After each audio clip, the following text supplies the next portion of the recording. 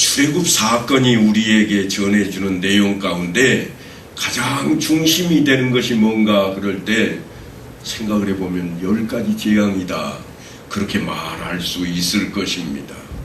하나님께서는 이 10가지 재앙을 통해서 애굽이라고 하는 그 거대한 나라의 바로 왕을 무릎 꿇리시고 이스라엘 백성들을 애굽 땅에서 건져내셨습니다. 그런데 하나님께서 하시고자만 하면 단 한 번에라도, 한 번의 재앙만 가지고도 그 일을 행하실 수 있었을 터인데 왜 하필 하나님께서는 10번씩이나 반복해서 그러고 계실까? 오늘은 그 이야기를 좀 함께 나눠보고자 합니다.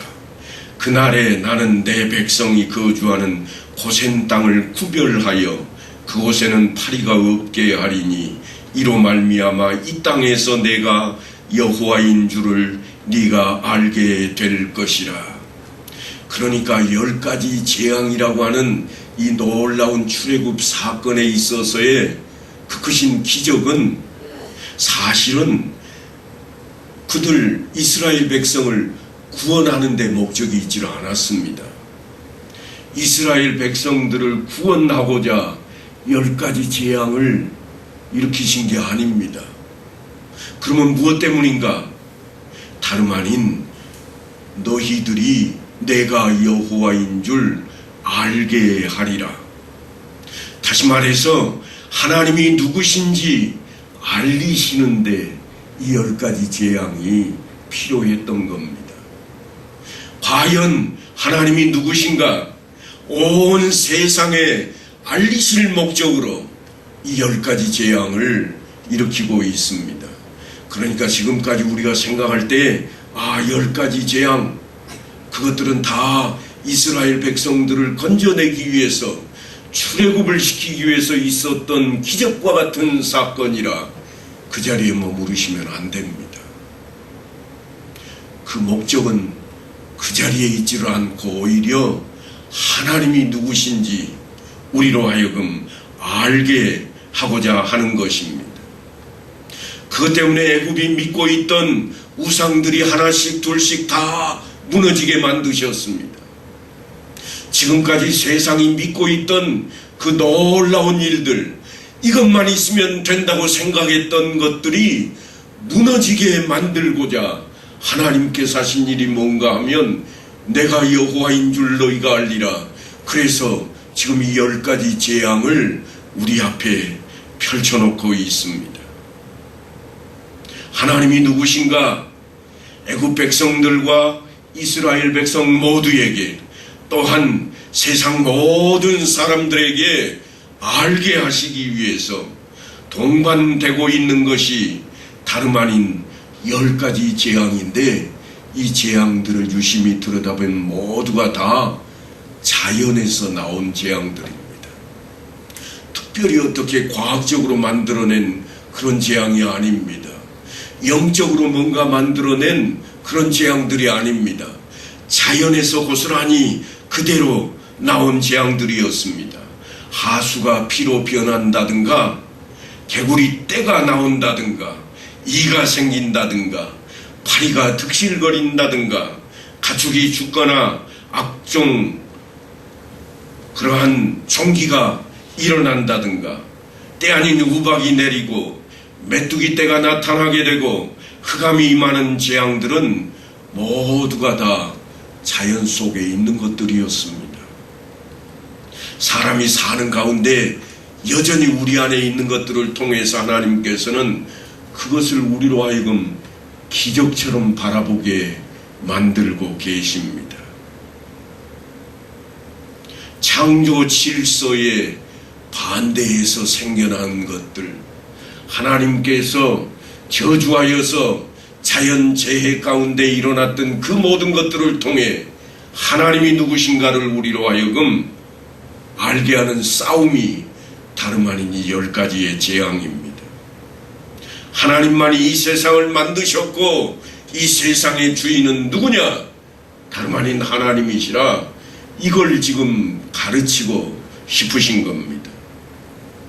그래서 하나님께서 우주 만물을 하나님의 속성에 따라서 아름답고 복되게 만드셨고 만족하셨던 그 창조의 질서를 우리로 하여금 다시 기억하게 만드시고 그 자리를 소망하게 만들기 위해서 지금 세상에 죄가 들어오고 사람으로 인해서 타락했으며 부패하고 땅과 세상이 저주를 받고 죄로 인해서 오염되고 부패해버린 그러한 모든 것들을 통해 죄가 득세하게 된 그 자리에 오늘 하나님께서는 이 10가지의 재앙을 통해 우리로 하여금 하나님이 누구실까? 아니 하나님은 누구신가? 하는 것을 깨닫게 만들고 계신 것입니다. 인류 역사를 통해서 우리가 경험한 것들이 뭐가 있는가 하면 전쟁이 이 땅에 여전히 있고 미움이 있고 다툼이 있고 뺏고 빼앗기며 죽고 멸망하고 악하고 죄로 오염된 심각한 것들이 우리 가운데 있음을 우리는 날마다 체험을 하면서 살아갑니다. 우리가 50년 아니 60년 전에는 소원이 뭐냐 물으면 10 중에 9은 쌀밥 한 그릇 고기 한 그릇 먹는 것이 소망이라고 외쳤을 것입니다. 지금은요 못 먹는 사람 없습니다. 한국 거지도 고기를 먹는데요. 그러면 지금은 소망이 다 없어졌는가? 아니요. 우리 인생들에게는 그보다 더한 욕심이 생겨버렸습니다. 더 잘 먹고 잘 살려고 하다가 살이 너무 찌니까 이제는 뭐가 소원이 되었는가 하면 살 빼는 게 소원이 되었습니다. 60년 전과 반대가 되는 겁니다. 집이 없어서 집 한 채만 있었으면 소원이 없겠다고 했던 그 시기에 우리의 소원은 오늘날 어떻게 되었습니까? 집이 있는 게 문제랍니다. 집이 있는 게 왜 문제일까요? 그런데 많은 사람들이 집 있는 게 문제래요. 특별히 강남에 사는 사람들이 돈 많은 사람들이 하소연하는 게 집 있는 게 문제라 그럽니다. 뭔가 하고 봤더니 세금을 많이 낸답니다. 아니 많이 있어서 세금 좀 내면 많은 것이 사라지는가? 그렇지 않은데 그것마저도 뺏기기 싫은 겁니다. 우리 안에 있는 욕심이 우리의 소원마저 다 갈아치기 하고 말았습니다. 바로 그러한 때에 오늘 이 10가지 재앙이 우리 앞에 펼쳐지는 이 사건을 통해서 하나님께서는 무엇을 우리에게 말씀하고 싶어 하시는가? 그건 다른 데 있지를 않습니다. 내가 여호와인 줄 너희는 알라. 그겁니다. 하나님이 누구신지를 알라는 겁니다. 전에도 말씀을 드렸습니다만 창세기로부터 모세 오경은 누가 기록했는가 하면 모세가 기록한 겁니다. 창조할 때 사람이 따라다니면서 하나님이 무슨 일을 했는가 기록한 역사서가 아닙니다. 모세가 종살이하던 이스라엘 백성들을 이끌고 나와서 광야에서 끌고 다니다 보니까 저들이 하나님이 누구신지를 모르는 겁니다. 그래서 하나님이 누구신가 그걸 가르치기 위해서 기록해 놓았고, 특별히 오늘 집중하고 있는 것은 애굽 땅에 내려진 10가지 재앙이 무엇 때문인가? 우리를 애굽 땅에서 건져내기 위해서 기적과 같은 일을 하나님께서 행하셨는가? 아니라 하나님께서는 그 기적을 통해서 우리를 건져내고자 하신 적이 없다. 그럼 뭐냐? 하고 봤더니 하나님이 누구신 줄 제발 알아야 되겠다. 하나님이 누구시냐? 그걸 가르치기 위해서 하나님께서는 그 기적을 행하셨다고 하는 겁니다. 하나님이 지으시고 다스리시는 그 세상을 더럽히고 오염시키는 것들이 오히려 사실 우리가 좋아하는 것들입니다. 아니, 우리가 바라는 것들일 겁니다. 우리는 죄악을 싫어한다고 말은 하면서도요, 얼마나 좋아하는지 모릅니다. 어떻게 좋아하냐고요? 남의 것 뺏어서라도 내게 더 많은 것을 좋아합니다. 남을 짓밟고라도 내가 더 높은 자리에 앉기를 원합니다. 그것이 어찌 죄가 아니라고 말할 수 있겠습니까? 다른 사람들에게 피해를 주는데. 그래서 우리는 주님께서 하셨던 말씀을 잊어버리면 안 됩니다. 남을 나보다 낫게 여기라. 그것이 사라지니까 남의 것을 빼앗아서라도 내가 더 부자가 되고 싶고, 남은 못되게 해서라도 내가 더 잘 되고 싶은 겁니다. 우리의 소원들이 어디에 있습니까? 내 자식이 잘 되는 겁니다. 내 자식이 잘 되면 누가 못 돼야 됩니까? 남들이 다 못 돼야 되는 거예요. 내가 잘 살아야 됩니다. 내가 잘 살려면 어떻게 돼야 됩니까? 남들이 다 못 살아야 되는 거예요. 그러니까 우리는 예수를 믿노라고 말씀대로 산다고 열심을 내고는 있지만, 사실은 그 말씀과 역행하는 일에 스스럼 없이, 아니 자신있게 하나님 앞에 다 하려고 때도 씁니다. 하나님 이거 주십시오. 이거 해 주셔야 됩니다. 하나님 우리 아들 이번에 꼭 이거 되게 해 주소서. 거기에는 뭐가 포함된다고요? 남들이 되면 안 됩니다. 우리 아들이 돼야 됩니다. 우리는 늘 그 자리에 서 있음을 기억해야 됩니다. 그래서 오늘 이 재앙에 대한, 애굽 땅에 내려진 재앙에 대한 이야기는 우리로 하여금 하나님이 누구신지, 어떤 하나님이신지를 우리로 하여금 깨닫게 하는 말씀으로 우리 앞에 다가와야 됩니다. 우리는 늘 어떻게 하면 내가 복을 받을 것인가, 거기에 관점을 맞추기 때문에 그렇습니다. 사도 바울이 이 말씀을 이렇게 기록해 놓았습니다. 성경이 바로에게 이르시되 내가 이 일을 위하여 너를 세웠으니 곧 너로 말미암아 내 능력을 보이고 내 이름이 온 땅에 전파되게 하려 함이라. 하나님이 누구에게 그렇게 했다고 그러는가 하면 바로에게 그랬다는 거예요. 이게 사도 바울이 해석한 내용입니다. 온 땅에 복음이 전파되는 일에 대해서 하나님의 구원을 바로의 이야기와 출애굽 사건으로 사도 바울이 설명하는 내용입니다.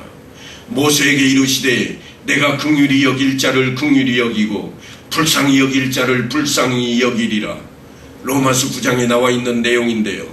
어디를 근거로 해서 이 이야기를 쓰고 있는가 하면, 출애굽한 이스라엘 백성들이 시내산 앞에 이르렀는데, 그때 모세가 하나님의 말씀을 듣기 위해 시내산 위로 올라가서 너무 더디 오니까, 너무 안 내려오니까 이스라엘 백성들이 한 일이 뭔가 하면 금송아지 만드는 일이었습니다. 금송아지를 만들고 그 앞에 절하는 일을 부끄러움 없이 했습니다.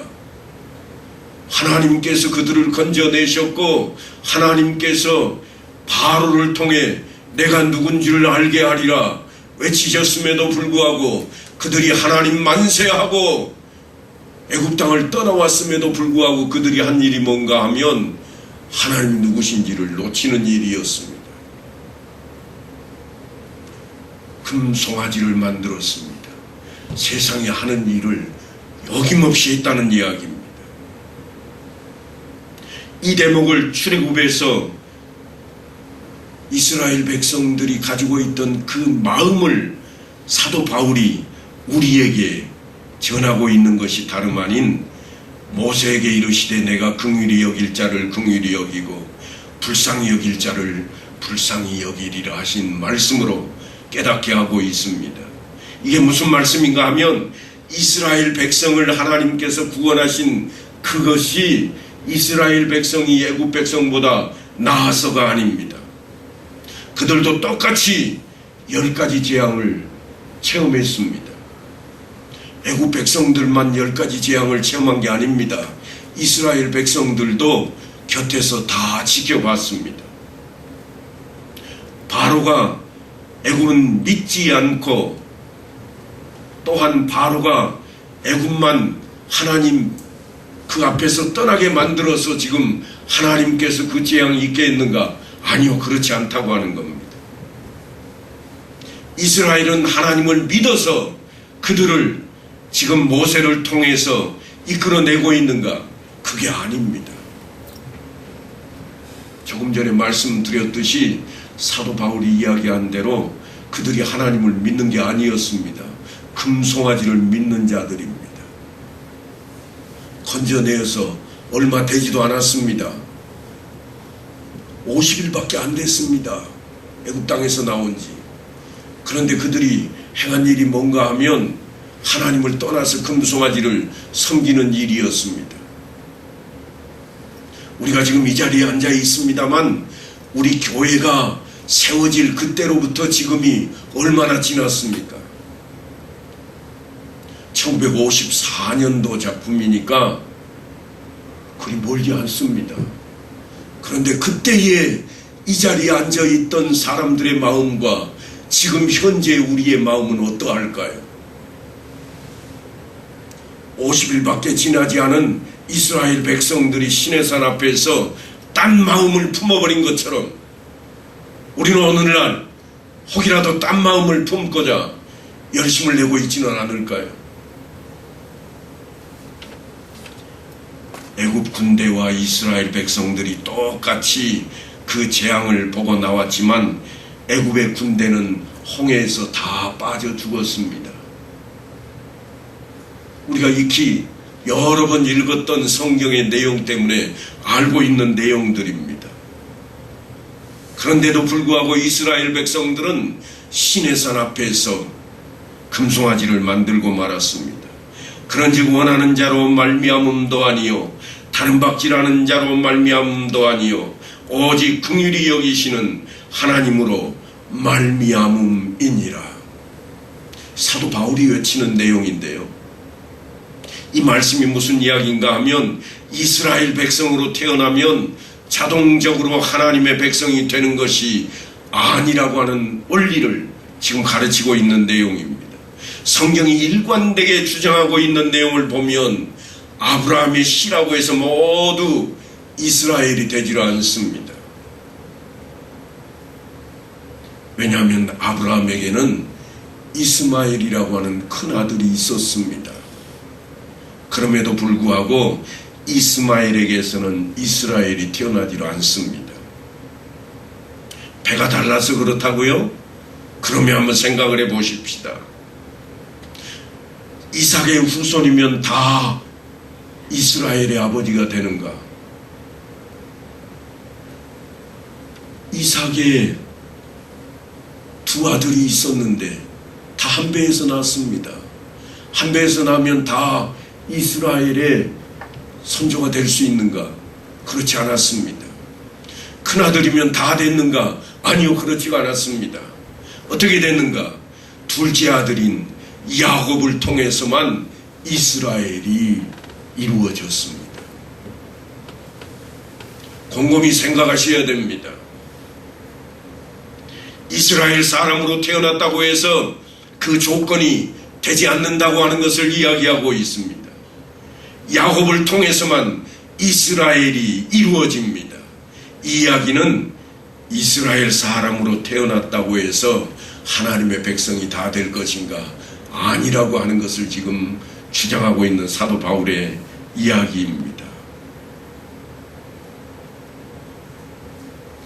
아브라함의 씨라고 해서 무조건 되는 것이 아니고 이삭이어야 했고, 이삭의 씨라고 해서 다 되는 것이 아니라 야곱이어야 됐다고 하는 것입니다.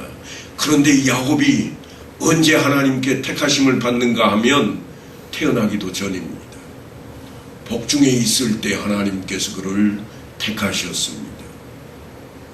그러니까 지금 사도 바울이 우리에게 가르치고 알려주고 싶은 이야기가 뭔가 하면 우리가 어떻게 잘나서 그 자리에 있을 수 없다고 하는 겁니다. 내가 잘하면 하나님께서 알아주실 거라 천만에요. 그거하고 상관이 없습니다. 잘하지 말라는 이야기가 아닙니다. 잘해야 됩니다. 그럼에도 불구하고 그 잘함은 하나님의 긍휼히 여기심을 인하여 그 은혜를 인해서 감사함으로 잘하는 것이 되어야지, 내가 잘나기 위해서, 잘 보이기 위해서 잘하는 것이 되어서는 안 되겠다고 하는 것입니다. 야곱은 복중에서 이미 하나님의 택하심을 입었습니다. 다시 말해서 우리에게는 어느 누구라도 아무런 조건을 가지고 하나님께 택하심을 입은 자가 없습니다. 하나님께서 택하셨기에 이 자리에 나오게 되었고, 이 자리에 나왔으니 하나님의 은혜에 감사함으로 우리가 하나님께서 원하는 삶을 살아가야 된다고 하는 겁니다. 그 차원에서 우리는 하나님의 종이라 늘 이야기하는 겁니다. 좀 종이라고 그러면 거북하잖아요. 신학적인 표현으로 좀 바꾸겠습니다. 하나님은 창조주요, 우리는 피조물입니다. 피조물은 누구의 뜻을 따라야 하는가? 창조주인 하나님의 뜻에 따라야 됩니다. 그것이 비유로 이야기할 때 질그릇과 질그릇을 만드는 그 사람의 이야기로 등장을 하는 겁니다. 질그릇을 다 만들어 놓고도 만든 자가 마음에 안 들면 다 깨뜨려 버립니다. 마음에 드는 것만, 온전한 것만 남겨 놓습니다. 이야기가 성경의 이야기입니다. 이것이 바로 다름 아닌 하나님께서 애굽의 왕 바로 앞에 하시는 선언입니다. 네가 통치하는 네 백성과 네 땅, 그리고 내가 통치하는 내 백성과 내 땅에 구별을 두어 하나님이 누구신가 하는 것을 증거하기 위해 온 세상으로 하여금 내가 하나님인 줄 알게 하겠노라. 그래서 10가지 재앙이 애굽 땅에 내려지게 되는 겁니다. 본문으로 다시 돌아갑니다. 아침에 너는 바로에게로 가라. 보라, 그가 물 있는 곳으로 나오리니 너는 나일강가에 서서 그를 맞으며 그 뱀되었던 지팡이를 손에 잡고 그에게 이르기를 히브리 사람의 하나님 여호와께서 나를 왕에게 보내어 이르시되 내 백성을 보내라. 그러면 그들이 광야에서 나를 섬길 것이니라 하였으나 이제까지 네가 듣지 아니하였도다. 그래서 무슨 사건이 일어나는가 하면 그 지팡이로 나일강 앞에 피가 되는 놀라운 기적을 나타내는 겁니다. 이 재앙에 대한 것들은 사실은 애굽 백성들이 섬기는 신들과 무관하지를 않습니다. 애굽의 재앙은 강물로부터 시작되고 있는데요, 애굽이라고 하는 이 나라가 사실은 우리 인생들의 문명 발상지 중에 하나입니다. 어떻게 문명의 발상지가 되었는가 하면 강물이 범람해서 그 범람한 땅이 비옥하게 되고 그곳에서 자라는 식물들 또한 열매들이 많이 있기 때문에, 그것 때문에 문명의 발상지가 되었던 겁니다. 그런데 이 애굽 사람들이 나일강물이 주기적으로 범람하고 대적물로 인해서 풍요롭게 하는 나일강의 신을 하피라 그래서 그 신을 믿고 있었는데, 다시 말해서 강물의 신입니다. 강의 신 하피를 그들이 섬기고 있는데 모세가 지팡이를 한번 딱 내밀자 강물이 핏물이 되어버렸습니다. 강물이 핏물이 되었다고 하는 것은 뭘 의미하는가 하면 강물 속에 있는 물고기들이 다 죽어버립니다. 물고기가 죽으면 어떻게 될까요? 요즘도 종종 한 번씩 물고기가 때로 죽는 광경들을 매스컴에 보여줍니다만 우리에게 보여지는 것은 뭔가 하면 악취 나는 것이요 썩는 것입니다. 그런데 물고기만 죽고 썩는 냄새가 나는 정도가 아닙니다. 핏물이 되었으니 사람들이 먹을 물이 없어져 버립니다. 이 이야기는 무슨 이야기인가 하면 하피라고 하는 신이, 그들이 믿는 하피라고 하는 신이 죽었다는 것을 의미합니다. 누구 앞에 죽었는가? 내가 여호와인 줄 알게 하리라. 누가 신이냐? 내가 하나님이라.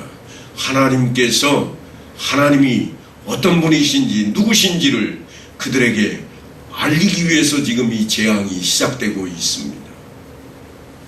강물이 범람을 하면 웅덩이마다 뭐가 생겼는가 하면 개구리들이 많이 생겼습니다. 그래서 이 사람들은 개구리가 많은 것을 보고 큰 복이라, 자손이 많이 생길 것이라, 그래서 개구리도 신으로 섬겼습니다. 개구리 모습을 한 헤카라고 하는 신을 그들이 만들었는데요.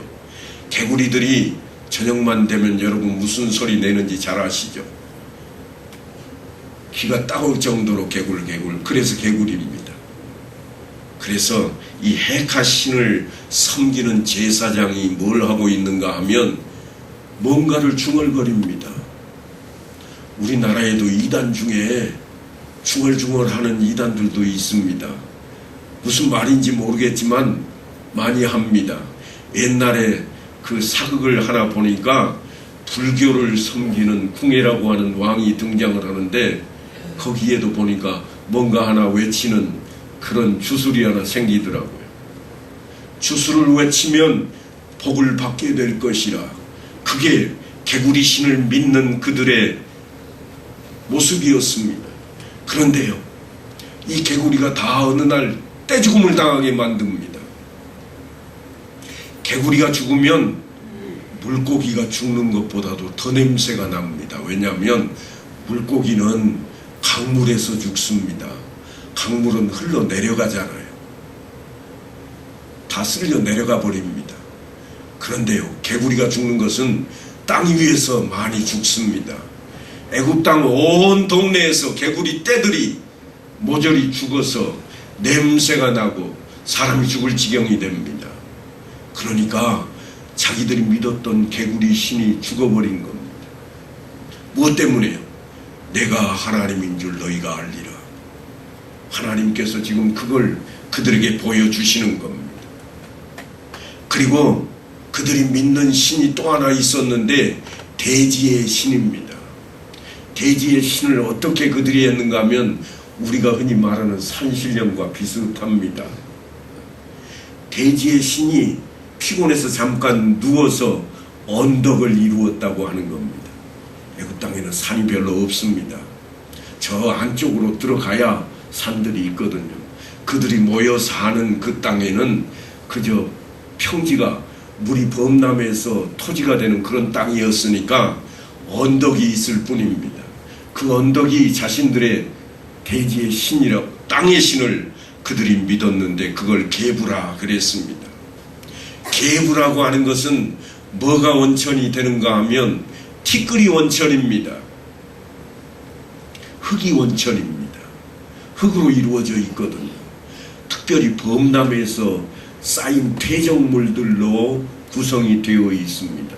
그런데 하나님께서 그들 앞에 티끌이 이가 되는 그러한 재앙을 내려버리십니다.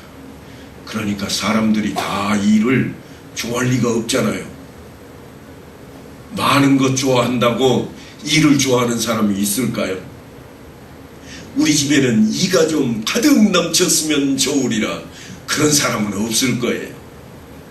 내 몸에 귀한 것 많이 달고 있는 것은 좋아할지 모르지만 이를 주렁주렁 매달고 있는 것 좋아하는 사람은 없을 겁니다. 왜냐하면 내 피 빨아먹잖아요. 티끌이 이가 되었으니 그들이 섬기는 계부가 이제는 더 이상 신이 아니게 된 겁니다. 그리고 지금도 이집트라고 하는 나라를 가면 룩소르의 카르낙 신전이 아주 깨끗한 모습으로 지금까지 남아 있습니다. 그런데 그 한가운데에 뭐가 있는가 하면 말똥구리 석상이 하나 세워져 있습니다. 말똥구리 석상이 세워져 있는 모습을 가만 보면 말똥구리가 뭐하고 있을까요? 공을 굴리고 있는 장면입니다. 공을 굴리고 있는 장면. 공은 뭔가 하면 이 애굽 사람들이 가장 귀하게 여기는 태양입니다. 태양신을 그들이 섬기고 있는데 태양신을 굴리는 신, 그게 뭐겠어요? 말똥구리입니다. 태양신을 가지고 노는 신, 말똥구리 신을 그들이 섬깁니다. 우리말 성경에는 뭐라고 되어 있는가 하면 말똥구리라고 번역이 안 되어 있습니다. 왜냐하면 성경을 번역할 당시에 우리나라에 득실거렸던 게 뭐였을까요? 파리가 득실거렸습니다. 죽여도 없애도 나오는 게 파리들이었습니다. 심지어는 똥에서까지도 파리가 나와서 뭐라고 불러요? 똥파리. 가리지 않습니다. 소똥 말똥 가리지 않고 거기에서조차도 파리가 나올 정도였습니다. 그런데 이 파리가 소의 엉덩이에 붙어서 피를 빨아먹는 거예요. 짐승의 엉덩이에 붙어서 피를 빨아먹는 이 종자, 번역을 할 때에 그래서 말똥구리가 우리나라 번역상에는 파리가 되어버립니다.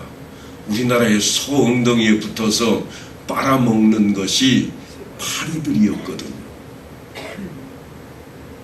그래서 소파리라고 쇠파리라고 부르는 겁니다. 이와 같은 모습들이 하나하나씩 이제 그 신들, 자기들이 섬기고 있는 신들을 타파시키는데 하나님께서 내가 누군 줄 아느냐 그렇게 부르는 자리로 가는 겁니다. 그들이 태양신을 섬겼는데 아침에는 케풀이라고 부르고 낮에는 라라 그러고 저녁에는 아툼이라 불릴 정도로 그들은 태양신을 아주 귀하게 여겼습니다. 피라미드에서 발견된 문장을 보면 애굽의 왕들은 자신을 뭐라고 여겼는가 하면 독수리라 여겼습니다. 독수리, 제왕이다. 그래서 이 독수리로 상징을 했는데 그 독수리 위에 뭐를 해놓았는가 하면 동그랗게 태양을 그려놓았습니다. 무슨 말인가 하면 태양을 등지고 태양을 신으로 온전히 섬긴 신의 자녀라. 그래서 독수리를 왕으로 상징화시켰습니다. 왜 하필이면 독수리일까요?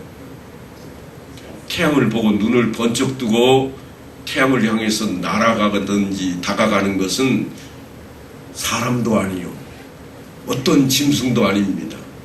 독수리만이 가능합니다. 그래서 그들은 왕을 독수리로 상징화했고 그 왕을 함께 다스리고 힘주는 그 신을 태양신으로 여겼습니다. 그런데 그 태양신을 굴리고 있는 말똥구리가 신으로 등장을 한 겁니다. 너와 내 신하와 내 백성과 내 집들에 파리떼를 보내리니 애굽 사람의 집집에 파리떼가 가득할 것이며 그들이 사는 땅에도 그러하리라. 그러니까 이 파리떼라고 하는 것이 놀랍게도 이제 하나님께서 이스라엘 백성과 애굽 백성을 구별하는 자리로 사용하시는데 등장을 합니다. 출애굽기 8장에 보면 이렇게 기록해 놓았습니다. 그날에 나는 내 백성이 거주하는 고센 땅을 구별하여 그곳에는 파리가 없게 하리니 이로 말미암아 이 땅에서 내가 여호와인 줄을 네가 알게 될 것이라. 하나님이 누구신지를 알게 하고자 지금 이 재앙이 벌어지고 있다고 하는 겁니다. 10가지의 재앙이 다 그러한 모습입니다. 재앙은 여전히 이어져 갑니다. 짐승 가운데 소는 힘이 세고 일을 하는 최고의 그러한 짐승이었습니다. 그래서 애굽의 멤피스 지역에서는 소를 성스러운 소로 신앙했습니다. 소 가운데에도 줄무늬가 있는 신을 아피스라 그렇게 신으로 섬겼는데요. 이 소가 죽으면 장례식까지 치루었습니다. 왕을 묻는 무덤처럼 지금도 봉분이 아주 높음막하게 아피스의 신전이 있을 정도입니다. 소가 죽었는데요. 그 소를 그 무덤에 장사 지내고 똑같이 색깔 있는 소를 다시 가져다가 부활했다고 여겼습니다. 그 신을 그들이 믿는 아피스를 하나님께서 이제 또한 어떻게 만드셨는가 하면 짐승들이 독종을 만나 죽게 만들어 버립니다.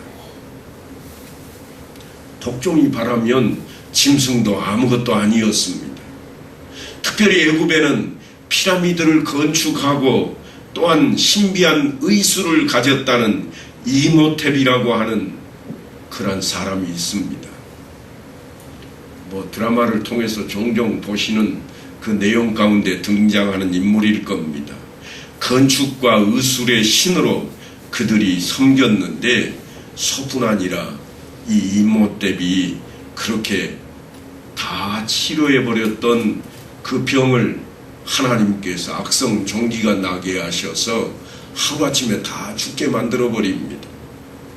그러니까 이 신마저도 아무것이 아닌 게 되었습니다. 뿐만이 아닙니다. 공중을 주관하는 신으로 그들이 섬기는 게 이시스가 있었는데 풍성한 수확을 관장하는 공중의 신입니다. 우리도 그렇잖아요. 날씨가 좋아야 농사가 잘 된다. 때를 따라서 비도 내려주고 햇빛도 적당하게 잘 비춰주어야 좋은 알곡이 열리는 겁니다. 그래서 그들이 공중의 신을 믿었는데 하나님께서 그 신을 퇴폐시키기 위해서 뭘 동원하셨는가 하면 우박을 동원하십니다. 어느 날 갑자기 그 애굽 땅에 우박이 내려버린 겁니다. 요즘은 우리나라에도 한여름에도 종종 우박이 내리기도 합니다만 주먹만큼한 우박들이 쏟아져서 이 파란 채소 식물을 다 죽여버립니다. 나무들을 다 죽입니다.